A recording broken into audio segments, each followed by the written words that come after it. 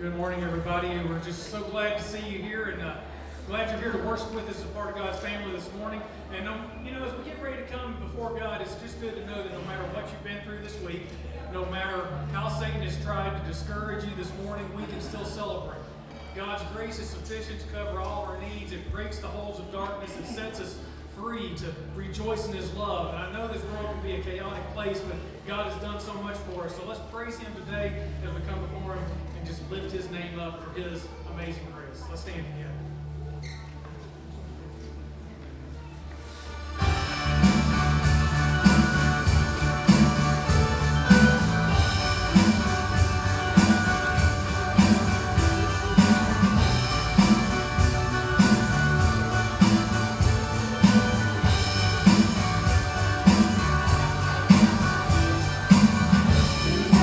Power of sin and darkness, whose love is mighty.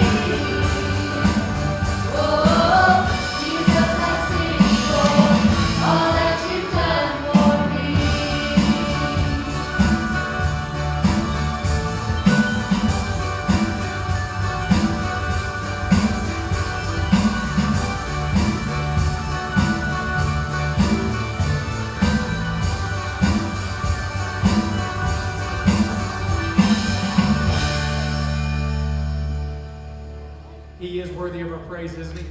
As we think about acts of service this week in our time of worship, is acts of service is an expression of love. It's just amazing when I think about everything that God has actually done for me. How about for you? Do you think about that? And what He's done in the past, this is the great news, holds a sure promise for our future.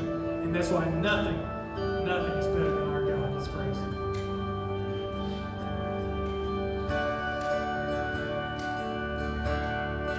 It couldn't fill me.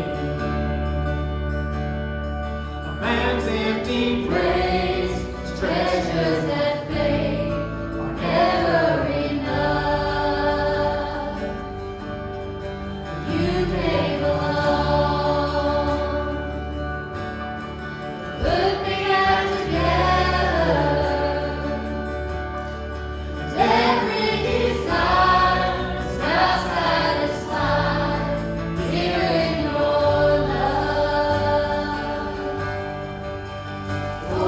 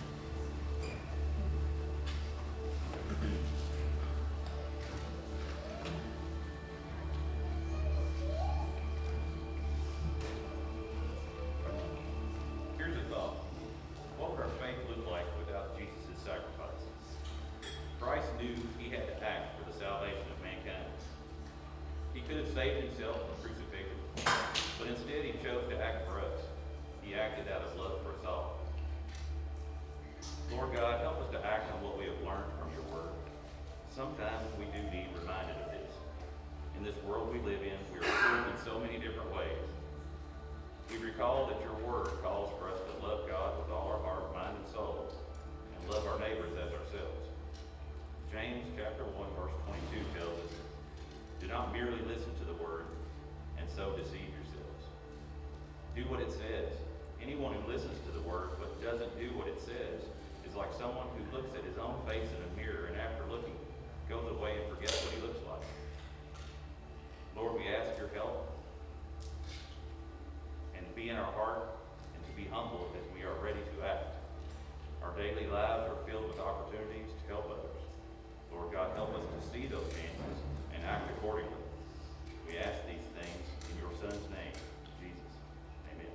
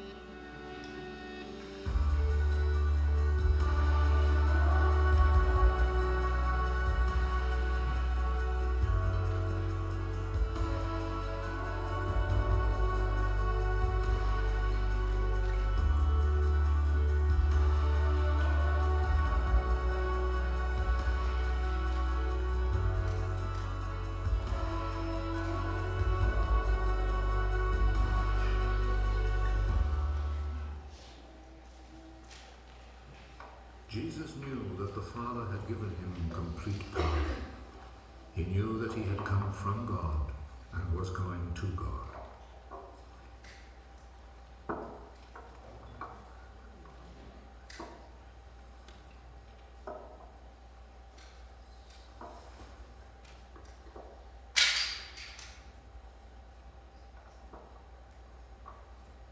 So he rose from the table, took off his outer garment, and tied a towel around his waist.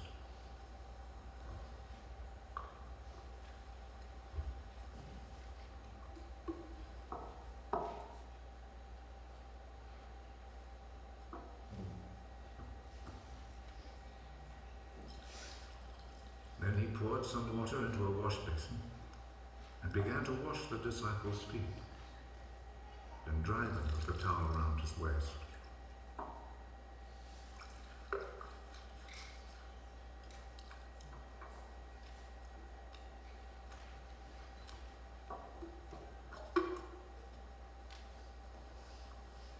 He came to Simon Peter. Are you going to wash my feet, Lord? You do not understand now what I am doing, but you will understand later.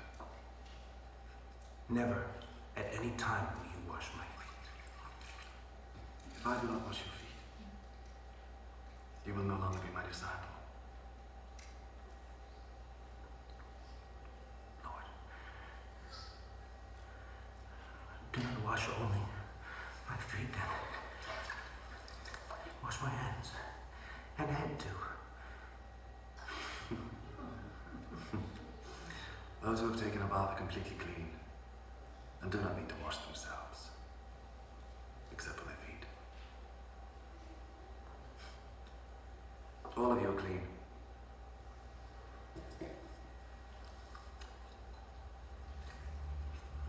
All except one. Jesus already knew who was going to betray him.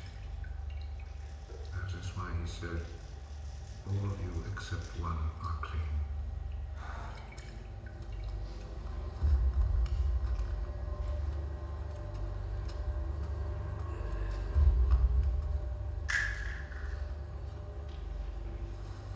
After Jesus had washed their feet, he put his outer garment back on and returned to his place at the table. Do you understand what I've just done to you? You call me teacher and Lord.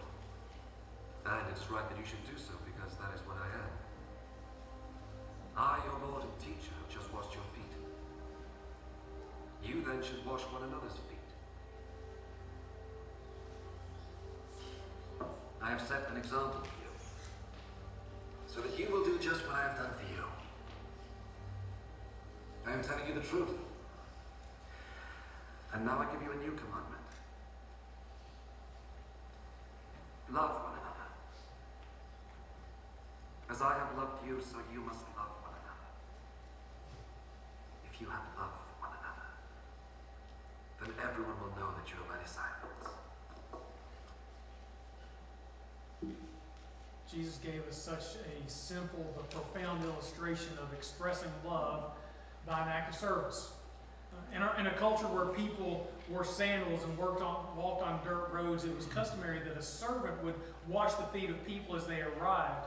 However, at this meal, everyone came in equal in a sense, and so they all sat down around the table to have the meal together. So when Jesus stood up and walked over and wrapped a towel around his waist and began to wash his disciples' feet, it was shocking.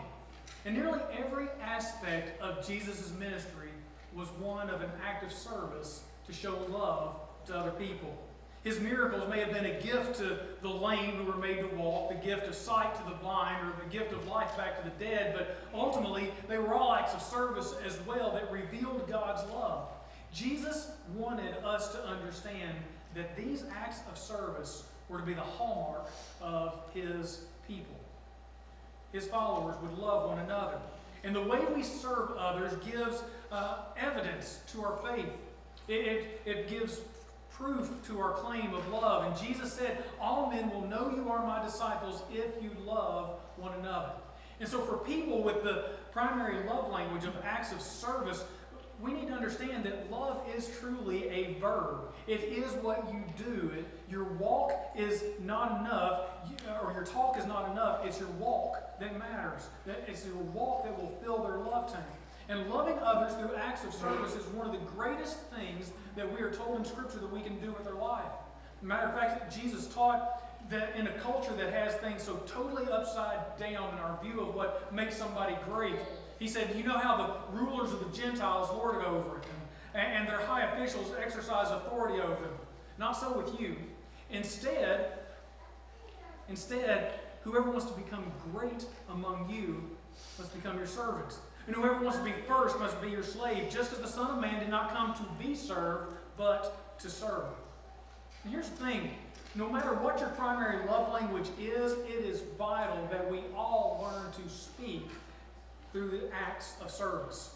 Because acts of service express love without words, but just in humility and actions. And it goes so deep, those actions can take place in so many different ways. Now, at home, it may look like fixing dinner, vacuuming the carpet, making the bed, picking up your stuff, doing the laundry, mowing the grass, keeping the cars in working order, fixing things around the house, changing a diaper, walking the dog, cleaning the fish tank, emptying the dishwasher, going to the grocery store, getting gas in the car. I mean, the list goes on and on.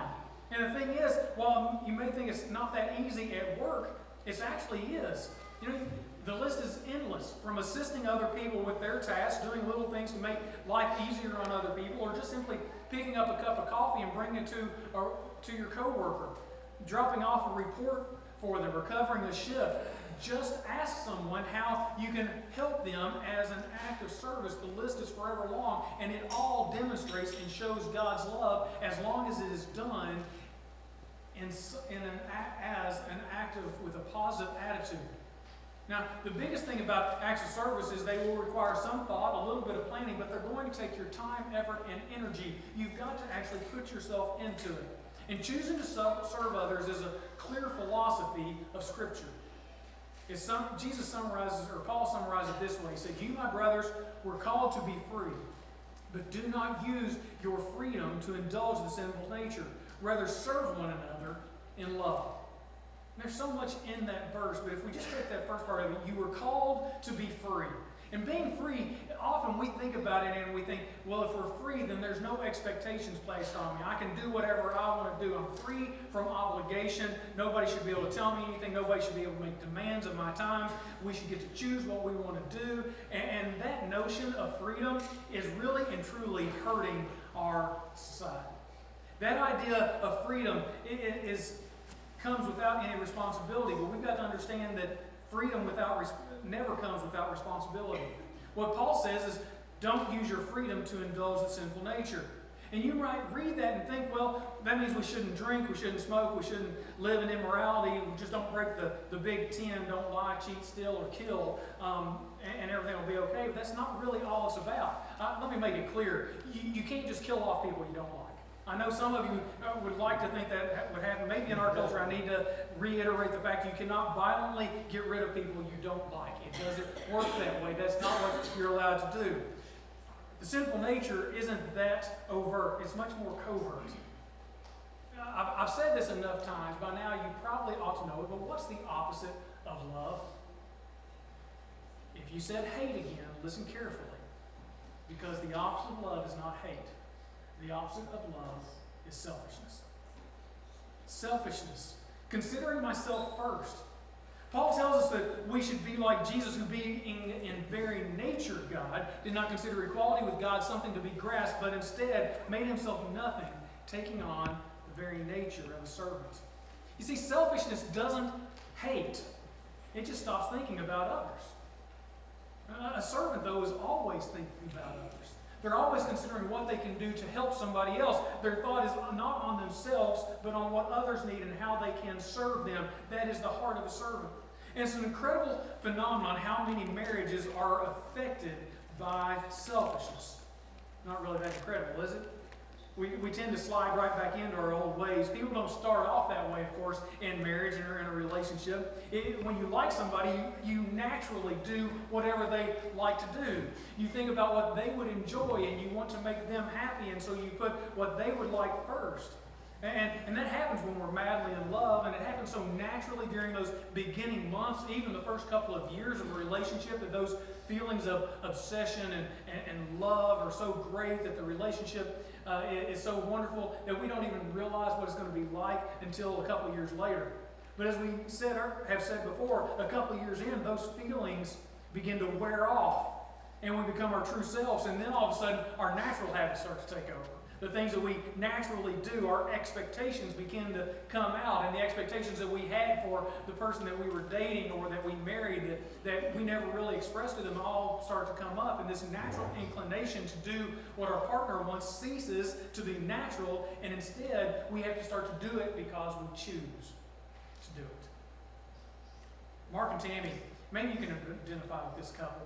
They got married pretty much right out of high school, but it was Mark was a year older, and so after his senior year, or during Tammy's senior year, he would go over to her house for dinner. Sunday mornings and evenings, they always went to church together because her dad was a stickler, and if he wanted to see Tammy, if Mark wanted to see Tammy on Sunday, it was going to be at church. And so they'd go to church on Sunday morning and Sunday nights, and most weekends they'd go out. Tammy cheered on Friday nights at the football games, and so Mark would be there in the stands, and they'd go out afterwards, and then special projects like homecoming or Christmas parades, Tammy would be working on those, and Mark would be right there volunteering his time to help and put together the floats and different things, and they were just always together.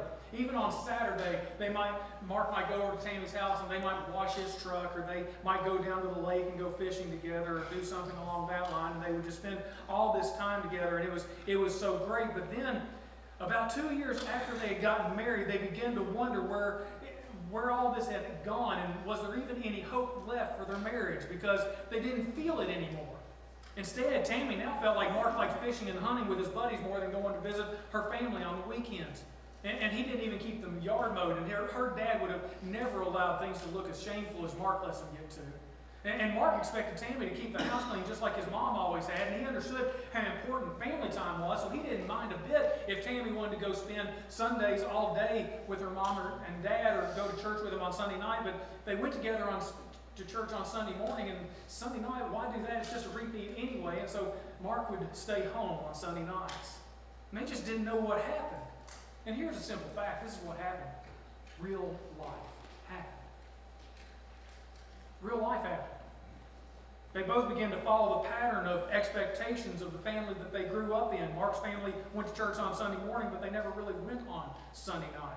And without realizing it, they began to change all these other patterns, and they were unhappy because each of them had grown selfish in doing what they liked and what they wanted and what was natural to them without considering what would be beneficial to the other.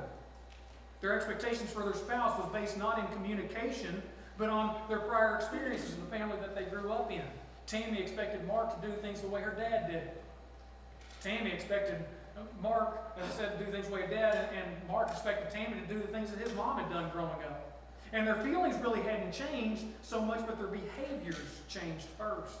They reverted to this natural behavior, and in the beginning, both of them felt love because of what they were doing for each other, but in time, when they weren't doing those things for each other, they felt no love. And they resented what seemed like demands and expectations that they were putting on each other. And so as they felt demands and expectations were being placed on them that weren't fair, they would actually withhold the acts of service that had been showing each other the love, and they never filled each other's love tanks. And now, here they were, struggling in their marriage just a few years in. Can you identify with that? Have you ever done something like that? Your love tank isn't full, and so you choose not to do what you know your spouse would appreciate and like for you to do? You ever held back on something? And that's selfishness. But even more so, it's sin. Anyone who knows the good he ought to do and doesn't do it sins, James tells us. And so if you know something that would be good and beneficial for your spouse, but you choose not to do it, it's not just selfish, it's sinful. And our typical response to this situation is to dwell many times on the failure of our spouse or someone else to fill our love tank. And when we focus on that discontentment, it breeds in our life like yeast through dough, and it grows and grows. And some of you have probably used your growing understanding of these love languages over the last few weeks to potentially criticize your spouse's past failure to fill your love tank. Well, this is how I need to be loved. You haven't done this for years. Now, we're going to come back to that in the final message of this series, but what I want you to understand is that that's not the way to build things. And there's three things that we can learn from Mark and Tammy in this, and they kind of go along with that. But the first one is this. What we do for each other before we get married is no indication of what we'll actually do for each other after we're married. You see, before marriage, we're carried along by these feelings of love and obsession. And after marriage, we revert to the people we were before we fell in love. We go back to being the same old us. And husbands and wives do this. We both change. Our actions are influenced by the models that we had set for us growing up, and nearly all of us become far more like our parents than sometimes we wish we would be like. We tend to pick up some of those bad habits, some of the good ones as well. But one thing is certain, our behavior won't be the same a few years after marriage as it was when we were dating and caught up in being in love. And this is not only true for marriages, though. It's true for almost any new relationship. How many of you have ever gotten a new car?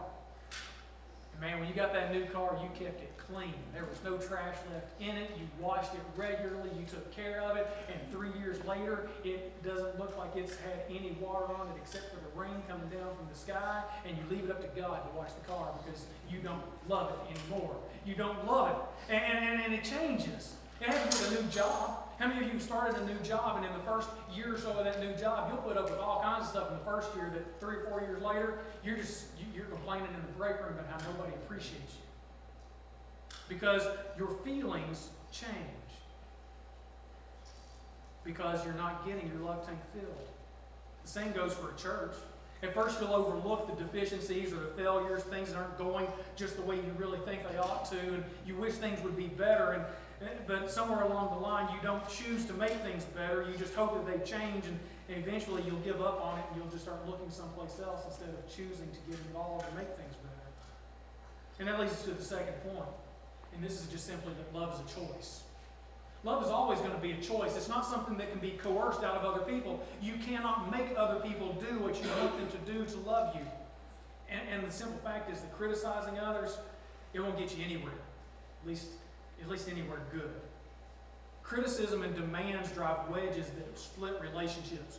Now, you can always request things of each other, but we can't demand it. Request guide how you'd like to be loved, but you can't create love through sheer willpower of demanding that someone else do things a certain way. Request will give direction to love effectively, but demands actually stop the flow of love entirely. It has to be a choice that we make to love each other. Think about how much different it is when we make a request. And if we choose to love, then expressing it in a way of a request helps others love more effectively emotionally. And it's always interesting to try and figure out what other people's love languages are. Have you gone through that guessing game with your spouse or with your children right now, just trying to figure out what it is? We've got some quizzes back there that'll help you understand it. But what's interesting and a good way to really tell if something is someone's primary love language is look and see what they criticize. Because what someone criticizes about your behavior will often provide a very clear clue to their primary love language. People tend to criticize others most loudly in the areas that they themselves have the deepest emotional need. And criticism, though, is a very ineffective way of pleading for love. When we criticize, people tend to pull back, and we need to learn and understand the real issue of what's being criticized. Because criticism isn't always that clear. You know, it doesn't mean, and when I say that, I don't mean just saying, why are you making such a big deal out of this? That's not the best way to ask. And instead say, this is obviously important to you. Help me understand what the real issue is. And inquiry and concern can turn criticism into a request. You see, the constant condemnation of going hunting or fishing for Mark may have actually been about him not helping around the house. And if Tammy just made that clear, you know, I need help around the house, and so before you go, can you help get a few things done? And so if Mark getting ready to go fishing on Saturday included mowing the yard earlier that morning or on Friday night, or maybe vacuuming the house, all of a sudden he might get a whole lot more encouragement to go fishing or hunting or out with his friends. See, in loving others, what happens with acts of service is they communicate a value. They spell out the worth that we place on other people. And this all happens because we put their needs ahead of our ease in life. And this is why acts of service are a clear sign of the love of God's people as well. It's why we help. It's why Christian organizations run orphanages and homeless shelters and halfway houses and pregnancy health centers and food banks and hospitals. It's because we want to serve and help other people because we love them as Christ has loved them. And as Christians, we tend sometimes to think about our mission, our purpose, our calling from God is to go out into the world and do acts of love, and we'll set up and we'll have great big missions efforts and to loving people in the world around us. But I want you to understand that your first mission field is your home. I truly believe that if we loved our families out of a love for God, then the church would be an even more inviting place to people who are struggling in this world and trying to make sense of everything that's going on. Our first mission field is to love our family, to love as Christ has loved us. And so here's some simple guidance for families.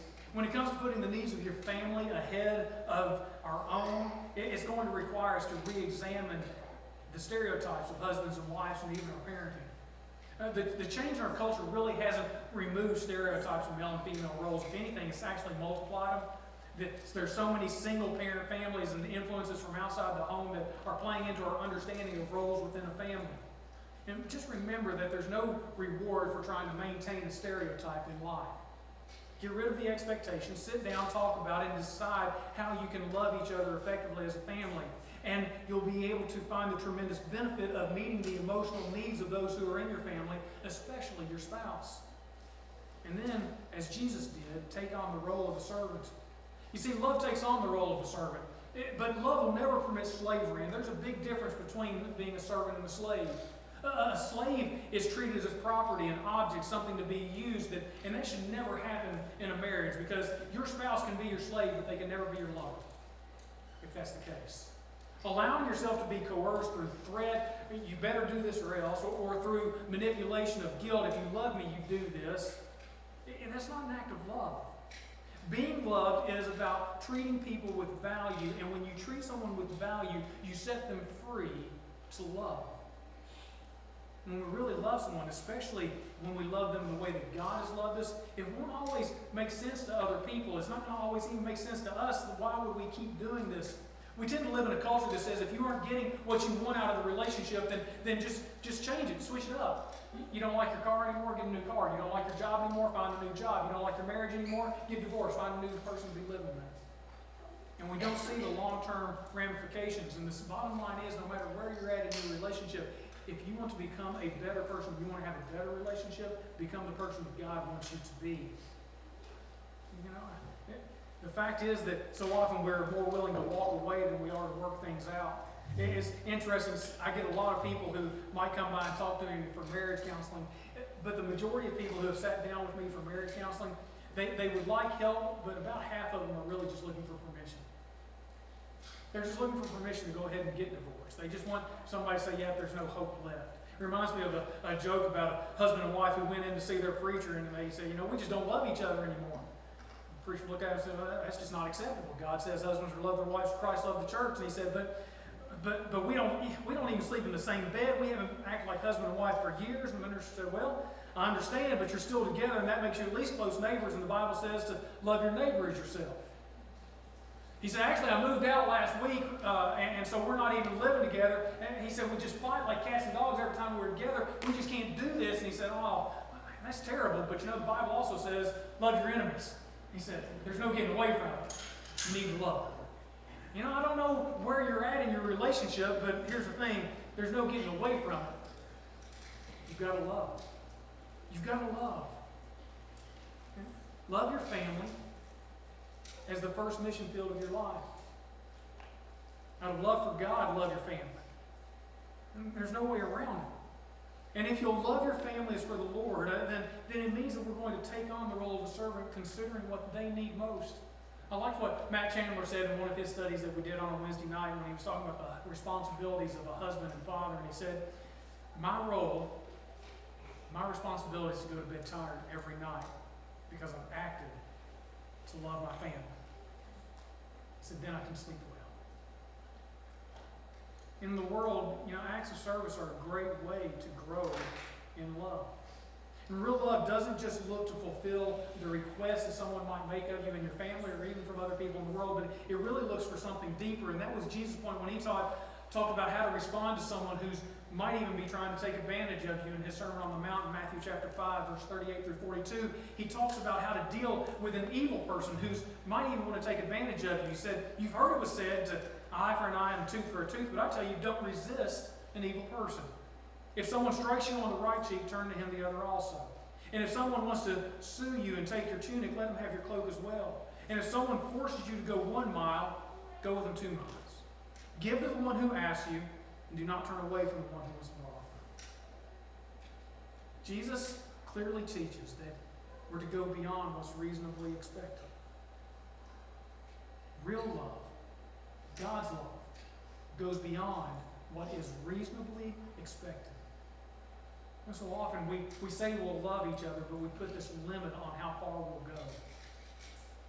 We say we'll love as a servant and that we're willing to serve other people, and most of us are willing to serve other people, at least until we actually get treated as a servant.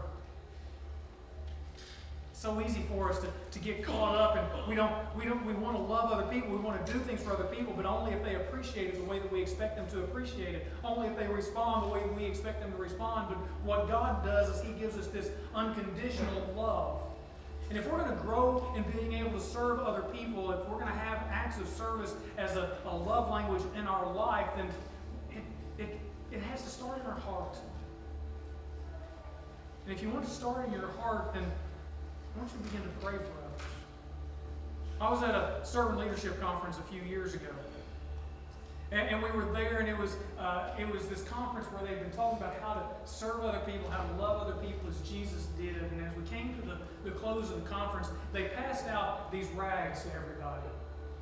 Just as Jesus took the towel and He washed the disciples' feet, they said, I want you to remember this and take this rag as understanding what that is. But he said, before you leave today, we're going to take an extended time here. And I wish we could do this morning, but with the social distancing, I can't really do what I'd really like to do. But I'll tell you what we did there. They gave us that rag and they asked us to go, and this was a conference, so there weren't necessarily other people there that you knew. But he said, go to somebody else here, and I want you to bend down and just take that rag, and I want you to wipe their shoes off. And as you do it, pray for them. It was a little strange, to be honest, to go up to a complete stranger and kneel down and take a rag and start wiping their feet. But I found myself doing that. And as I wiped someone's feet, even though I didn't know them, I asked their name before I knelt down. And his name was John. And I remember praying for John and praying for his family, praying for him as a Christian man, praying for him to be everything that God wanted him to be. And man, my love for somebody that I didn't even know began to grow as I began to wipe his feet. 30 or 45 seconds later, I stood up, and then John said, well, what's your name? And I told him, and he knelt down. And as John began to pray for me, and he began to wipe my feet, I nearly broke down. Tears started flowing. Because as John was knelt over there, all I could picture was what Jesus did for his disciples. And someone would be so willing to serve and so willing to love. As we close today, I want you to, we can't pass out rags and have you step around to everybody, but if you would, if it's in your family, put a hand on their shoulder.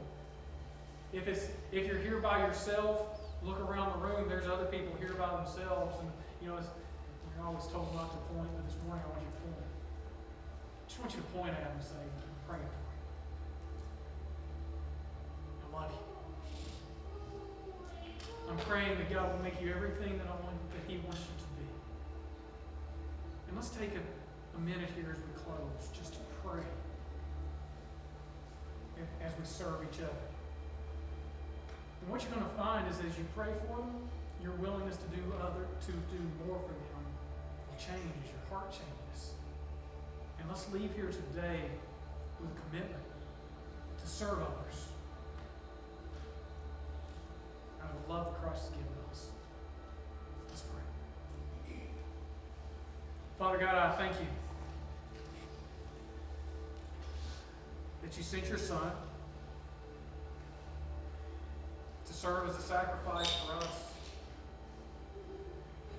That you sent your Son, Father, knowing the incredible cost that it would be, but choosing, Lord, that you would make whatever sacrifice was necessary that we could be your children. His acts of service certainly touched the lives of those that he met each day as he did his teaching and preaching. But Father, his greatest act was that of going to the cross that we could be forgiven, that our sins would be washed away, and that we would be made your children through the blood and the sacrifice of your Son. And Father, I pray that as we head out of here today, that we would reflect upon, understand, and choose to live a life of love in serving others. A life that would honor you. And that we wouldn't hold back regardless of the circumstances. And I pray, Father, that your Holy Spirit would flow into us as we think about those whose feet we need to wash, those we need to serve, and that it would change our heart. And Lord, I pray that each and every one of us will make a commitment to go to bed tired at night because we have truly served and loved. Thank you for your grace. Thank you for your Son. I pray these things in Jesus' precious and holy name. I invite you to stand with us as we sing this closing song.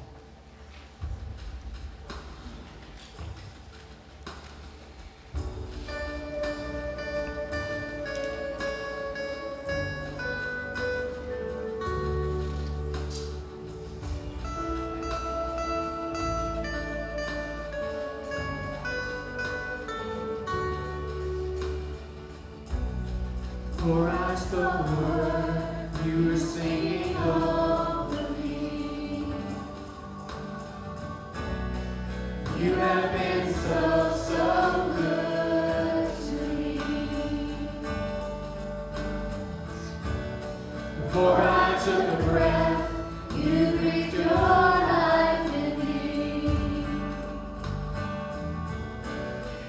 You have been so, so kind to me. The overwhelming, never-ending, reckless love of God. Oh, it chases me down, fights till I'm found, leaves the 99. I couldn't earn it, I don't deserve it, still you give yourself away. Oh, the overwhelming, never-ending, reckless love of God.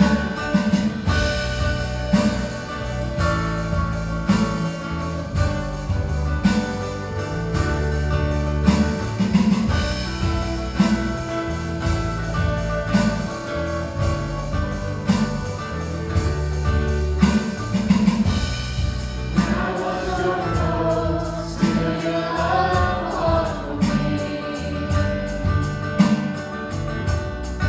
You have been so, so good to me. I felt the word, you paid it all for me. You have been so, so kind to me. Oh, the overwhelming, never-ending, reckless love of God. Oh, it chases me down, fights till I'm found, leaves the 99. I couldn't earn it, I don't deserve it, still you give yourself away. Oh, the overwhelming, never-ending, reckless love of God.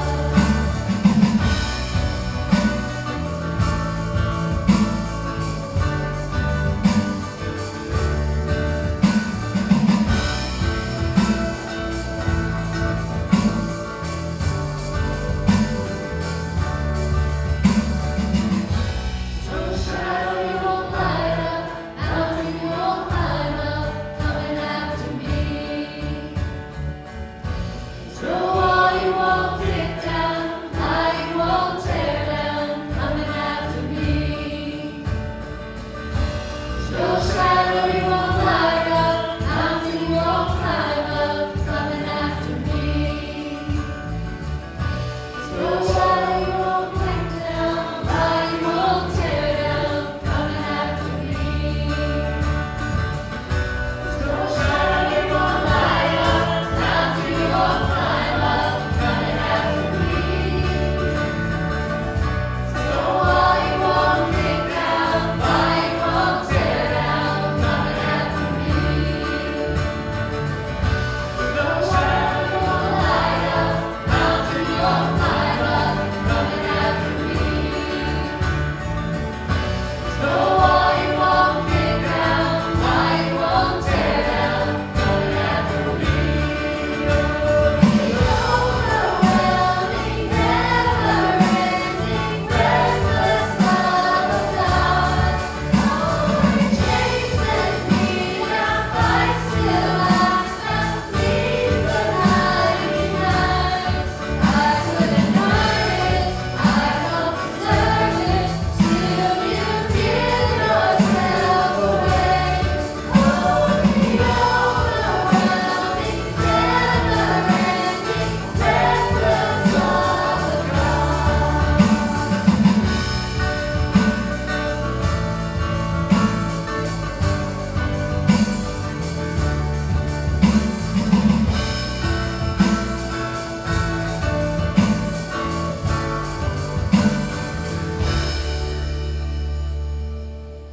I pray that you will take not only only the precious name of Jesus, but the love that He's given you and that you'll share it with others through acts of service this week. I want to remind you real quickly that tonight at 6 p.m. we will be having our men's group. Wednesday night at 6 p.m. the teens, junior and senior high, will be meeting here at church. Also, the ladies will be doing their Zoom Bible study at 6 p.m. You can get that information online. 6:30 for the ladies' Zoom Bible study. You just be 30 minutes early and hang out there all by yourself online. It's a great thing to do. Anyway, also, wanted to let you know we have a tentative restart date for some of our Sunday morning Bible studies and things that we're looking at the month of May. If everything continues to go well with lessening the number of cases, if we can get back together and being in a little bit more confined room to be able to have our morning Bible studies, we're looking at being able to restart those in the month of May. So keep that in your prayers. And also, as we're just trying to prepare, we're looking forward to getting things all running back, getting people back together more and more. So we're so glad that you're here with us this morning. Take the time this morning to wave at somebody, share a smile, and just let them know that they are loved and that you love them. Thanks for being here as part of our church family. Have a blessed afternoon.